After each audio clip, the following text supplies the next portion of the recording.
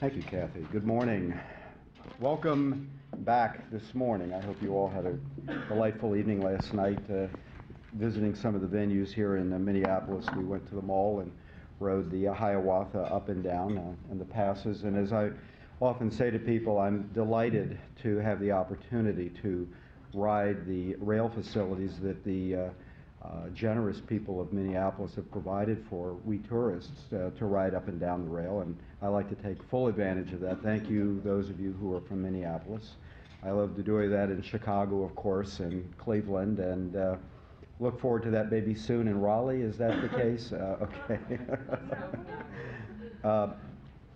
Okay. Cincinnati, where I'm hailing from, and I take some pleasure in making comments about the rail. I hope that we are at the end of, over the next 10 years, we will be the only metropolitan area in the top 25, if we're still in the top 25 in 10 years, that does not have a rail system.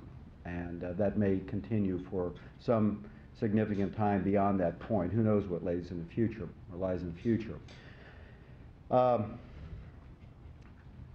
In August of 2002, there were a series of significant decisions made in Cincinnati by Queen City Metro, Ohio, Kentucky, Indiana regional government, very powerful downtown business interests, special interests, of course, and then the usual suspects of urban planners and designers and rail builders, to place on a November ballot a plan called Metro Moves, which envisioned, had a dreamy view of the future, which included 5 major rail lines and several commuter rail lines, a restructuring of Metro's bus lines with a series of hubs throughout the county, I think 26 total hubs. I had a real suspicion about this plan. I didn't like it at first blush, and as I got to know it better, I realized that there were many far-reaching consequences of this plan that went probably well beyond what even the dreamers thought was going to occur. I didn't want to live the way this plan dictated I was going to have to live. And furthermore, Cincinnati, a struggling city who is emerging after some period of time from the Rust Belt scourge of the 70s and 80s and seeing some fairly moderate and healthy growth, I felt this additional encumbrance would be the stake in the heart of our ability to compete. So this motivated me to react and to mobilize what effort I could to stop this plan with the aid of a very important aid of some people here in this room, including Randall and others, and you know who you are. Thank you. We were able to, with your aid and the aid of some significant individuals there in the city of Cincinnati, mobilize a small but energetic group of people into an organization we called ALERT, or Alternatives to Light Rail Transit. It's kind of an acronym that played off of some other pro-transit people in the area at the time, and we kind of liked the title. It had a snap to it, so ALERT sounded good. That's a good name for 8 o'clock on Sunday morning, isn't it? And we're not even a church. So that November, we, with the aid of many friends, we were able to prevail by defeating the rail plan, at that time 69 to 31%. It lost in every municipality in the Hamilton County area where the vote was taken. And there were many other losses to the rail proponent side that were both seen and unseen at the time. Beginning the day after the no vote, like Freddy Krueger and Friday the 13th coming out of the grave, this group was right back at it at OKI, attaching a new rail plan to a widening of I-75. The plan showed, of course, a widening 75, which is a major thoroughfare, through the middle of America, from Michigan all the way down to the tip of Florida, was we needed 10 lanes of freeway space in an area that now is 6 lanes. We have 20,000 trucks a day just passing through the city on I-75 over the next 10 years, up from about 14,000 now. So these numbers didn't really affect the rail supporters. They felt that even though a rail line would have no impact on the traffic, we still needed the rail anyway, because as we all know, there's no solving the congestion problem, right? Wrong. So there were some very nasty confrontations at OKI between myself and them over this issue. The nastiness was on their side, and of course, and then they took me to court with the aid of the Ohio Election Commission and tried to stop my constitutional free speech right. And after $20,000, I think I prevailed on that one. There were several things going on at the same time. As someone in this group has often remarked, there was an amazing confluence of wholly unrelated coincidences going on just below the surface. First, the board of directors president at our Metro bus company resigned. A good man, but he was promoting the Metro Moves plan, and he left fairly shortly after the defeat. Second, the county began a process, along with the city, of replacing 5 of the 9 board members, myself included, to sit on the board of directors at Metro. This gave it an entirely new flavor. Many of the people that I was debating during the Metro Moves process are now working for me. The CEO of Metro, Paul Jablonski, resigned and took a job in San Diego, running the rails down there.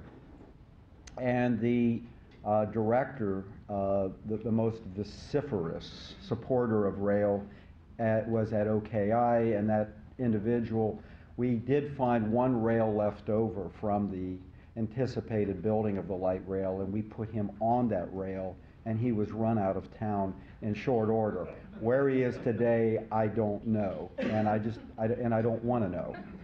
So with those changes then, and the loss of the CEO, Mr. Jablonski, who was a good man, despite his support of the Metro Moves plan, we then lost our seat, and we needed to replace that on the executive board of our MPO, which is OKI. So I got myself elected to that position from the board of directors. So now the people at OKI that were debating me in the light rail issue now report to me regularly as well. And it's a new day, somewhat. So what will follow here, and I have to say that I am honored to be standing at a podium that was shared over the last 2 days by some real powerhouses and knowledgeable people in this industry who are just bring a depth and breadth of knowledge to this subject that just still to this day astounds me after 3 years. I've not shared this information with anybody else previously, so this is going to be a somewhat unpolished and unrehearsed attempt of mine to at least go through some of the mundane tasks that I think one needs to go through if they want to become a long-term player in this process.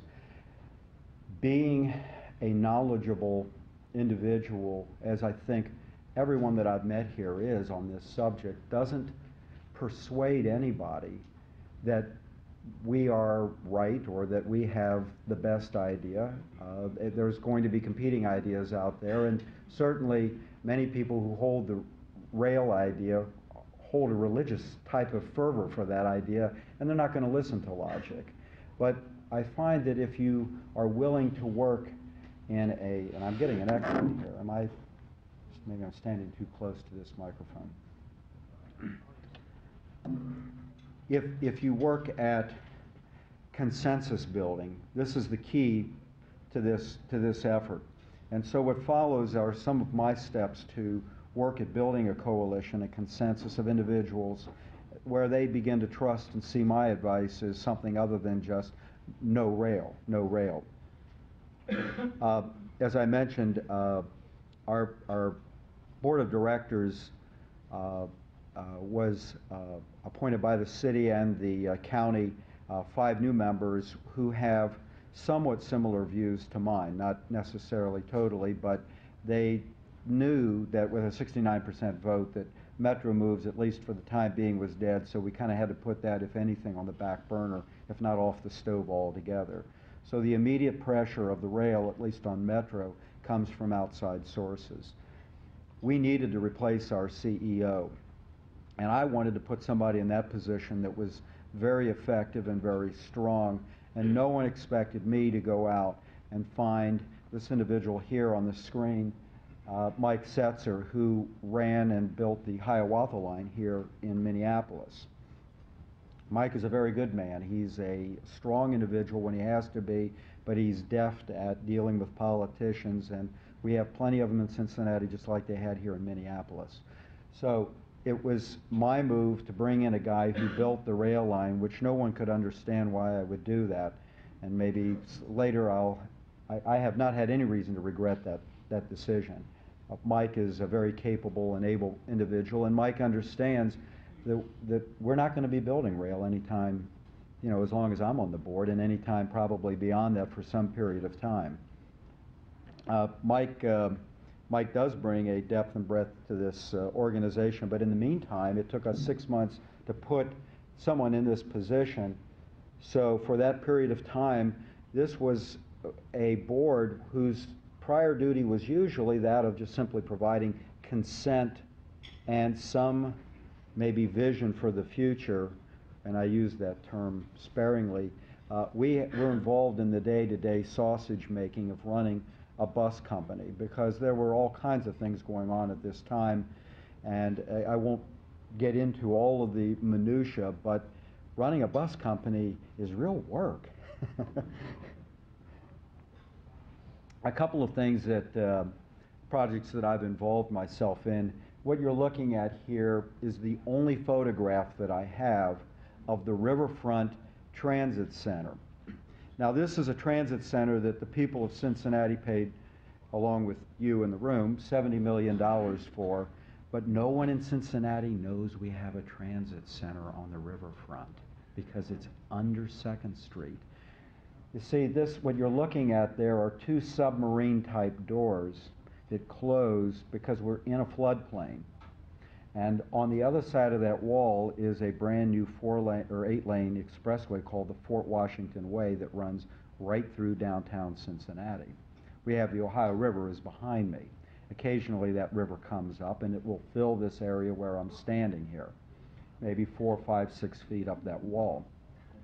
So this center is hidden or tucked under a street which runs along above us here, which is 2nd Street, and this is an 8-block long transit center. It's designed to allow us to fill 20 buses with 20,000 patrons in an hour and move them out. And the only time that we would ever do anything like that would be after a Bengals game, and hopefully we continue to win a few games so we have 20,000 people at our publicly supported stadiums, which we had to build 2 of.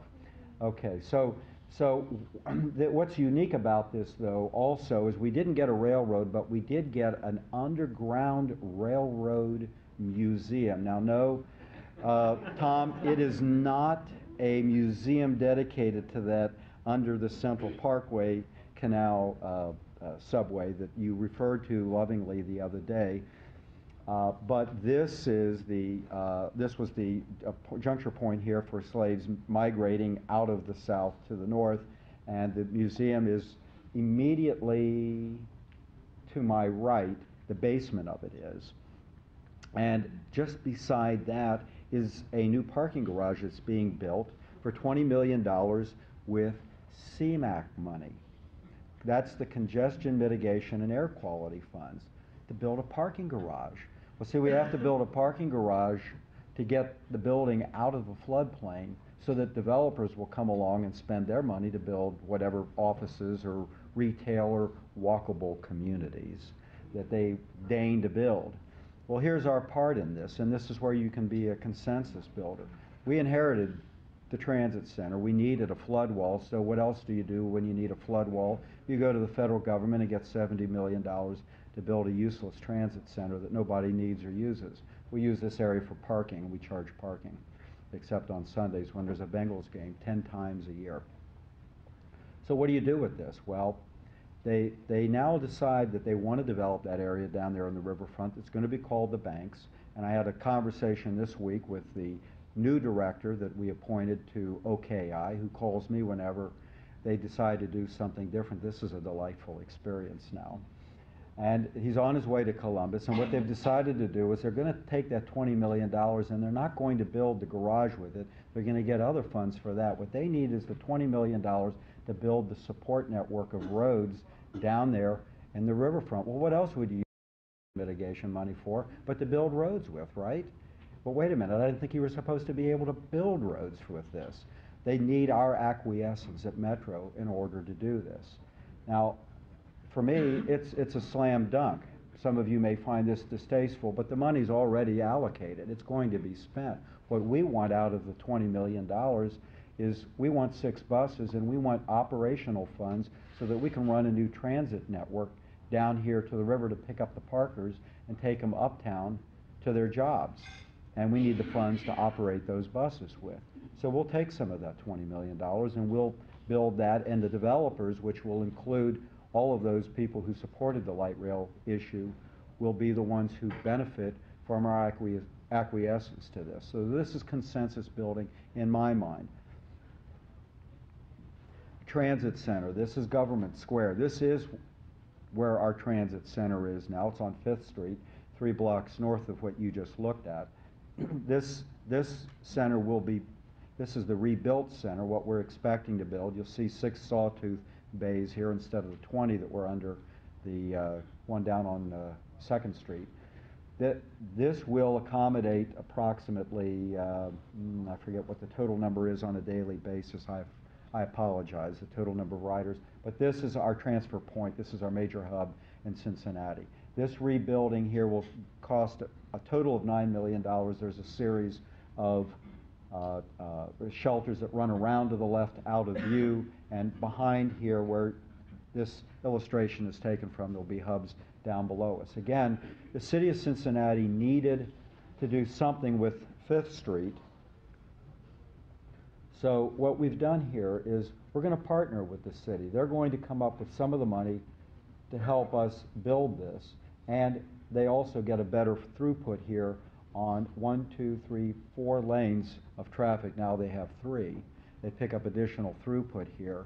We don't mix the buses with the automobile traffic, or very little anymore, and the city benefits from this area here. Now they're going to be able to develop this parking lot over here into some form of retail. Right now they're fairly well prohibited from doing this. Again, these were the people who were supporting light rail. Now Metro is coming to them and providing a avenue and a benefit to them, and they're sitting at the same table with me, shoulder to shoulder, going after the dollars to finish the project. This is a night view of the same situation. One of our problems here from a practical standpoint is ADA requires that we have stair lifts for all wheelchairs, but they don't work very well if you don't have curbs, and the current Metro bus hub does not have curbs, so the lifts work very poorly, if at all, in the one place where we do most of the transfers. So this does, of course, have curbs, and it has a better shelter than it did before. So this, again, is one of those consensus building projects that draws in those very people that we want to get in the process and see us as a positive force in the community. This is a transit hub built in a far-flung suburb out on the east side of Hamilton County, up on the border, an area where I used to live. It's called Beachmont. These will be, of course, federal funds which Beachmont applied for in their community, like The community that we went to the other day, I think it's approximately the same size. The 44,000 people live here. That what they will be doing here is our express buses run from this location. They'll be parking here. There's a place for the bus driver to de-tank, so to speak, at the end of his run. And they will maintain the cost of this, and they'll use this area here for other recreation. They've got facilities off to the left that they'll be operating. Again, without SORTA being a part of this process, they don't get their federal funds, and that's key to this discussion. Another transit hub in a county not heard from, or another county heard from, Claremont County, they get the funds. This will be a rec center, and it will be a transit hub also. Again, they apply for federal funds, they get some of their transit money for Claremont County, and they pay us 115% of what it costs us to operate our buses to pick up passengers. We don't care what the fare is, they get all the fare. We just want 115% of operational costs to cover picking up their passengers because they don't pay the tax there in Claremont County for the transit system. This will be another transit hub that's built out in a place called People's Corner. Again, that will be paid for by someone other than ourselves. Again, it'll probably be application to federal and state dollars. They'll need our signature on the form, but we'll work with them to get that. And again, they'll pay to subsidize the operation of the bus out there. So what I'm attempting to do here, and what I'm suggesting, and I think my time is at hand, what we're attempting to do, and what I'm specifically attempting to do, is to find ways to partner with communities and businesses around our community to leverage the dollars that come in to allow Metro to be more accessible to people with the bus system, to demonstrate accessibility, to demonstrate capacity, and the fact that you don't need rail to accomplish what it is that you seek to do. And that's my effort now, and I certainly encourage anyone to provide me with direction on this. I'm looking for help and direction in the future, so thank you very much.